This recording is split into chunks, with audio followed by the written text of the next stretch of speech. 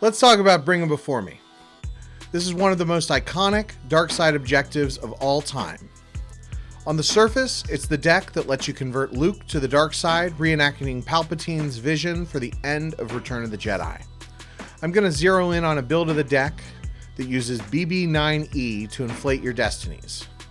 It's one card off from Justin Miyashiru's Nationals list, and a few cards off from Bastian Winkelhaus's European Championship list. If you're really wanting to play this deck, I'd strongly recommend looking at both of those lists as well. You'll want to start the objective with Death Star 2 Throne Room and Slipsiding Away V to get an extra sight and 3 effects. For your sight, most players start First Light Bar because it's a Force Drain -1 and pulls Erica.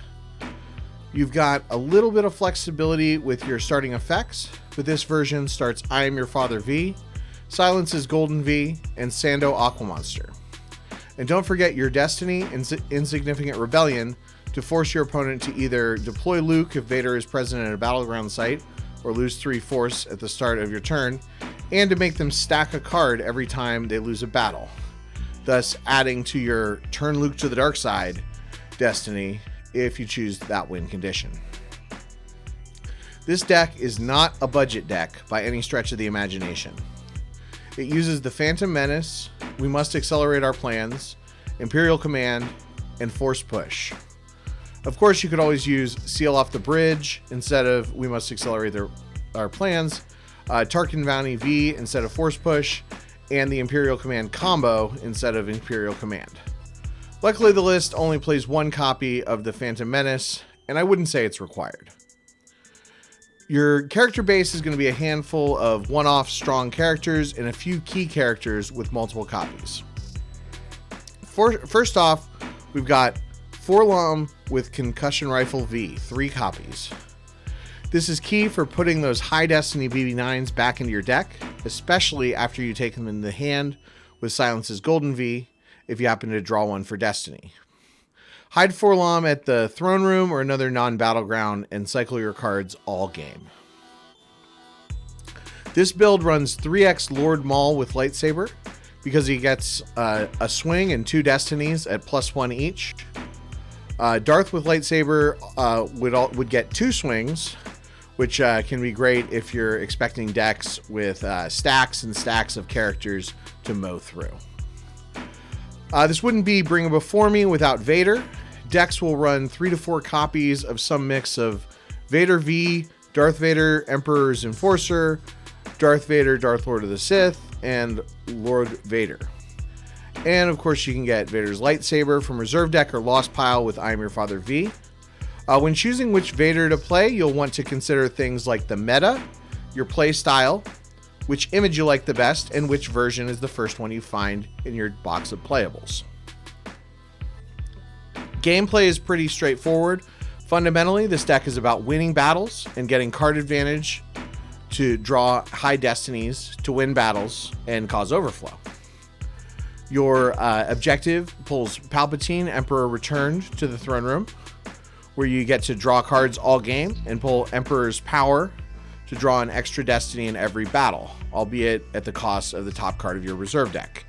Keep in mind at the end of the game, if you think it's one of your last battles, you can also lose Emperor's Power to add that additional battle destiny, and that often can come up and make a big difference when you don't want to lose any more cards from reserve.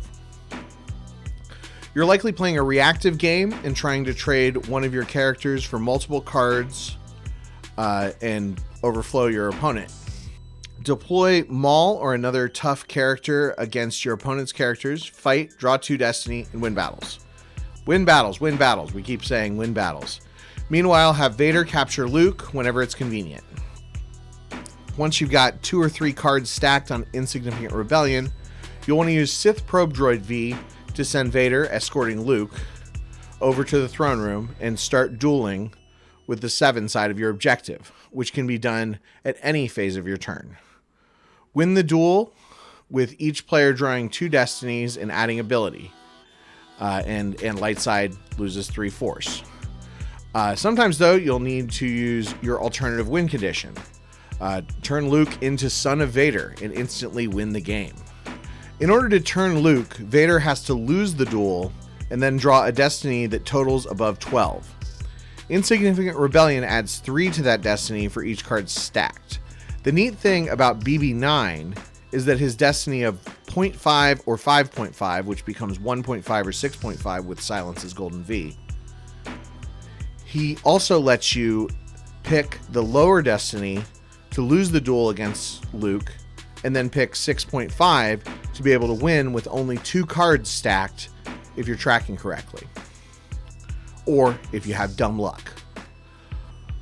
What about a deck that can't play Luke? You've got Emperor's Prize V, which is your frozen version of Luke, to help here. It subtracts 3 from your turn destiny, so you need to have 3 cards stacked and then draw above 6 to turn. Just a couple notes on a few other cards. Forced Servitude will let you lose BB9 and your extra 4 LOMs from hand or Life Force for their forfeit value, which is pretty great.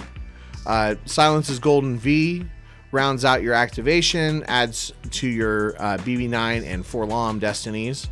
And of course, Sando Aqua Monster, which is the one card different in my list from Justin Miyashiru's, can substitute destinies, which gets around destiny limiters like Combined Fleet Action, Yoda Keeper of the Peace V, I Don't Like Sand, and Rebel Leadership V. Well, hopefully that was informative and or entertaining. Stay tuned for more.